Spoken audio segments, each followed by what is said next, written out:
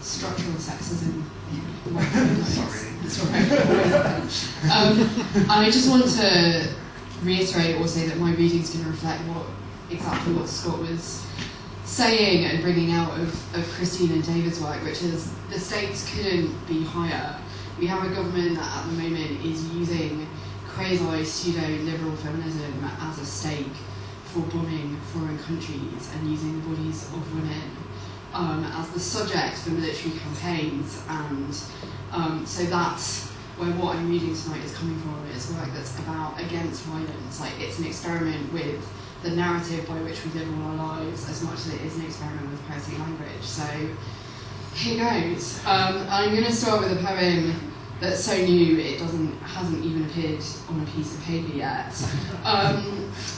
And it's called If Then, and I'm guessing most people will have done If Then gates, logic gates in school. So If Then is a gate that says if this, then that, and it's how your computer runs, and I fear it's how our political narratives run as well. If Then, 1, Lion Gate.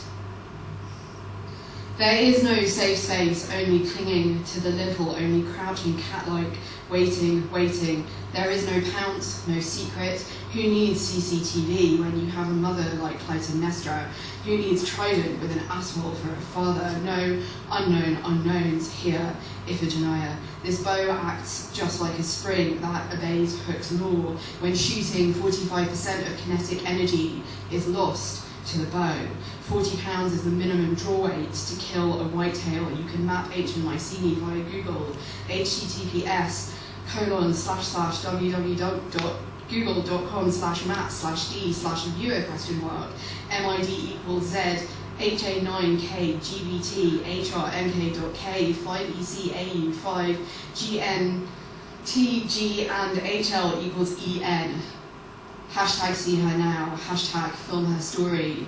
She invented linear B, carried in her honeycomb body, honey for the goddess in her labyrinth body. She is so over the whole virgin thing, so over Call of Duty, she reboots.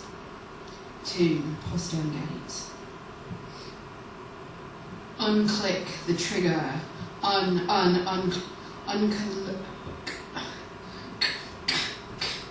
no rigorous onomatopoeic equivalent for the click not taken, the strike not made. They say show dependence on action, propulsion, no words unless forward motion, no action.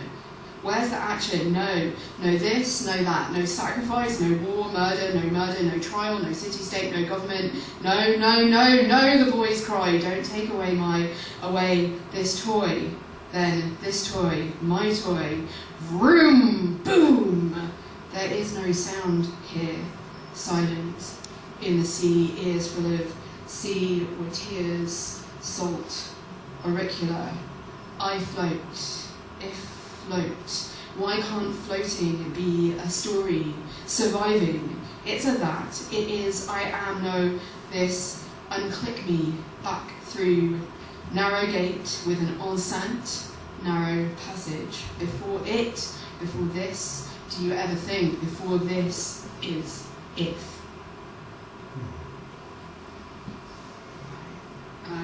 This is the insert that Scott was referring to. So I always go into a tailspin with the whole book thing and want to take back control from evil multinational corporations like ORG. And also I had access to free colour printing for like a week. So this is a chapbook called TV Girls. Some of you know that I also write about film and television. I'm a full-time feminist film activist, and this is about television. Okay. On once again being reminded that it's different for girls, after Chris McCabe's Black Lodge Recorder and Sappho 16. Some say, as poets, they want to be the miner, and some say the tape recorder. But I say the beautiful voice I want to be is Laura Palmer, only not hurting and alive. Forensic, Episode 1, Scully. She's living tissue, sample of herself, experimental. She records, sheaths, unsheaths, incisors, is nicked, one of many. She carries the gun, rarely gets to drive. Uplifted, in theory, doubt is what she does to herself. Sheath, unsheath. In endless white rooms, she, they, who? She, don't scully me. Making of. This has an epigraph from Susie Mackenzie writing about J.G. Ballard in The Guardian, just before he died. He has sometimes likened his style of writing to that of a medic performing a post-mortem on a raped child, whose job it is to analyse the injuries, not to give vent to the rage that is felt. Our bodies do not belong to your knife. No nip-tuck penetration by your incisive intellect, medium cool. Your fascination demands our absence. No, erasure. Flesh objects. Read again. Yeah, that verb is active, intransitive. So we've been reading Donna Haraway and Andrea Smith in our downtime, flat on our backs, awaiting your flens. If dolls had ears, they'd had hands and having. Slice us every which way for your microscope slide or 80-inch screen. We remain opaque, ballistic, resist analysis. See these slashing cuts you made. Vents for our rage. Vents for our rage. Of her and a gun. Mutant word. Beloved child, I, self-scientist, made you in the dirty lab rat of my own flesh. Decocted with this blood pipette, drip, drip, placenta. I coded you, oh follicle, when I'd rather be down by the schoolyard, starring that waitress. I dream of saying, Dana, of her and a gun, the gun in her hand. No more getting it in the neck, no more abductions to outer spa. It's time. Push down and down. Yeah, my brain is in my cunt by blood and tissue, by evolution, by analogy. Women's parts have by far the more windings and turnings. In's beginning, that word. Yeah, Dickinson was wrong. Life can't stand a loaded gun. Bang. Never even knew what hit you. I know you know what to do with that muzzle. I know it's not a mask. What you hunt, you become not that simple. I learned it from TV. I learned it in my body, from the fur on my feet to my flaming skull. Let me show you. Lesson 1, the grip. Lesson 2, staring down the barrel. Lesson 3, safety, trigger. Lesson 4, the rifle repeats. Who's coming for you? Toward you, night. Can't stop night with a bullet though, can you? I kneel at your feet, take off your jeans, put them in the washing machine, tenderly. The things they have seen. In the night, among the pines, I stand, but not God. Respect. Safety on, barrel down. I let night take my face so I can see. It sets my head on fire. Yeah, Dickinson was right. Let it come down. Rotatory movement. I turn and you are gone. I turn and you are here. First light in the bedroom. You stand. Weapon of choice. 1. Define rifle. A tool for wetting a scythe, a plunder, a sacking, a spoliation, each of the set of spiral grooves giving to the projectile a rotatory movement on its own axis, to carry off as booty, to plunder, to steal, to play dice, to gamble, especially for a stake. You don't even have to go hunting for it. Plunder. It's in every word. Language of spoliation shot through with violence. For a stake, shall pretzel that barrel and plant a tree in your heart. 2. All her weapons listed palmanically. Scythe, pencil, symbol, drumstick, sunlight, his sword, fingers, hammer, and sickle, scapula, cell phone, spellbook, ice skate, stake, stake, stake, stake, stake, stake, stake, stake, stake, crucifix, camper van, sensor, holy water, rocket launcher, wrecking ball, robot double, voice recorder, library card, body smarts, prom dress, best friends, puns, tampons, full copper repipe, her voice. This is the part where you make a choice. Forensic, episode 2, Claire. She picks herself up, liver first, puts herself back together, and climbs off the steel slab. Naked and invulnerable, she heals. He hit on her, she crashed his car, survived. See, we can walk away. We all cheer, play, follow the leader. It's clear as skin, white on blonde on steel. Count her in. The house is like a doll's house cut in half for show. Anyone can reach in and touch.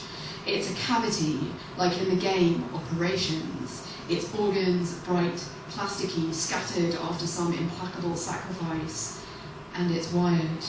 Tiny shocks run through her as she touches carpet that has forgotten its carpet. Carpet with its stuffing knocked out of it.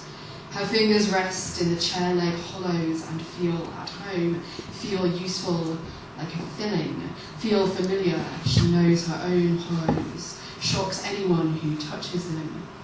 Inside out, pecked at by ravens down to clean bones. Breathless tears is torn from her cavity in blue waves that set the hairs on her arms alight. Arms return.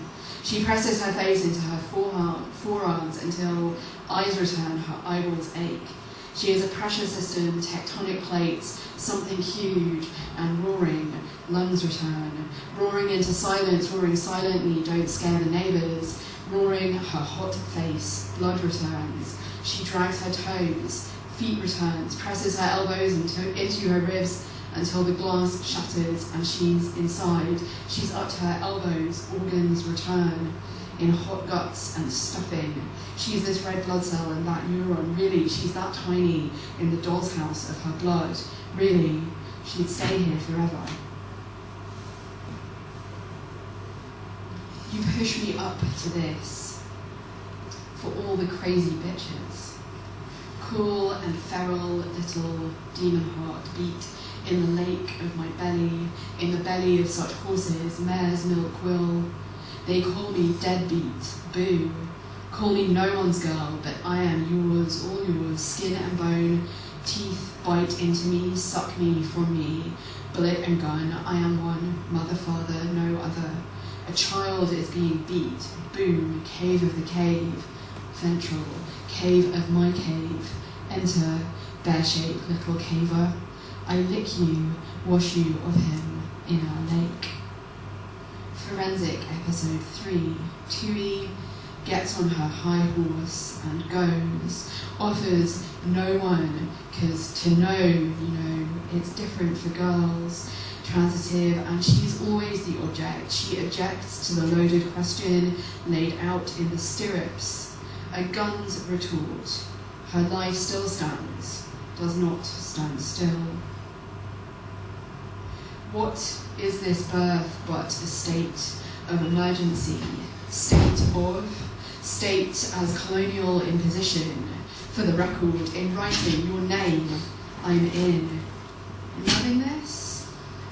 No. Kneel. As knuckles are bones, kneel. All you need is a girl and a gun. All you need is a girl and a guitar. All you need is a white horse at dusk with panic in its teeth. All you need is that dirt in your mouth. All you need is precipitation. The precipitating incident. Drop, droplet, dropped, dropping, and sudden cascade of all you need. It sings in distortion, in slow motion, in mineral time. Interior, night. She raises her weapon, voice. Fall, kneel, fall, funereal, fall, tenebral, fall, tenacity, fall, waterfall, open, follow, full of all.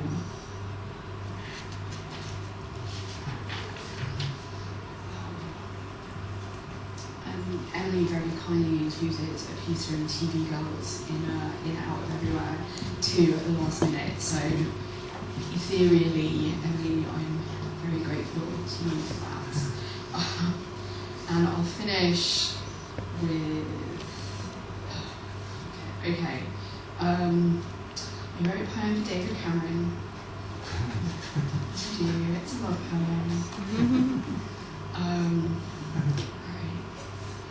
Pearl Dreaming is a Tracy Emin neon hung at number 10.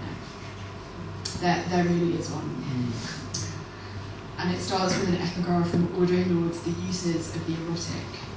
So women are maintained at a distant/inferior position to be psychically milked, much the same way ants maintain colonies of aphids to provide a life-giving sustenance for their masters.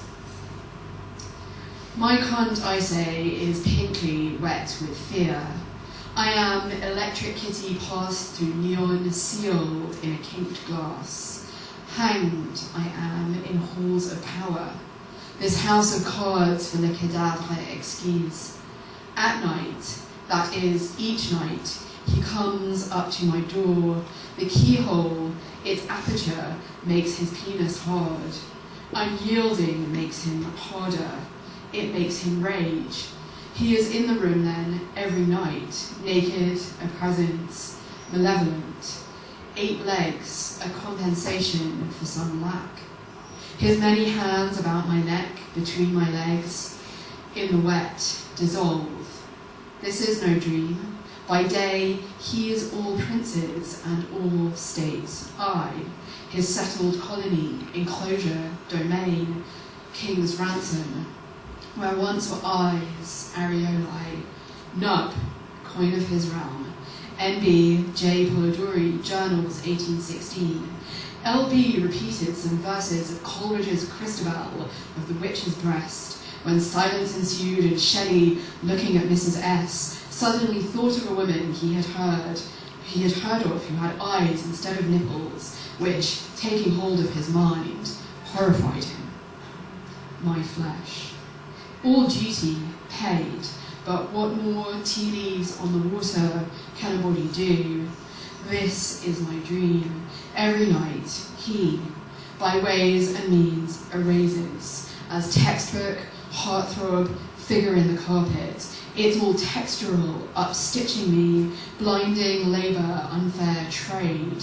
My lustre tarnished as his crowns enhanced, or what an irritation I must be. His need for me, that cavity in him where I sit. It is no compensation for his tearing of me, that little living death. But I learned some whip sting from my jellyfish sister. She whispers snidocysically, tonight, leave your door open. Oceanic viscosity will lap about you. We are with you in the flood, the gush of us, ugly, gelatinous and tentacular, luminescent, swallowing and unswallowing our own skin. Your kin, your kin, your kin. Open your door, your too small aquarium. The phosphorescent sea is calm, and he, needful of darkness, coward of the shadows, silent scrounger, locked door dependent, he is fled. My cunt, yes, still wet and still with fear. I own it, and as the krill-pinked ocean, kinked with my sister's neon scribbles flashing, open, open, open.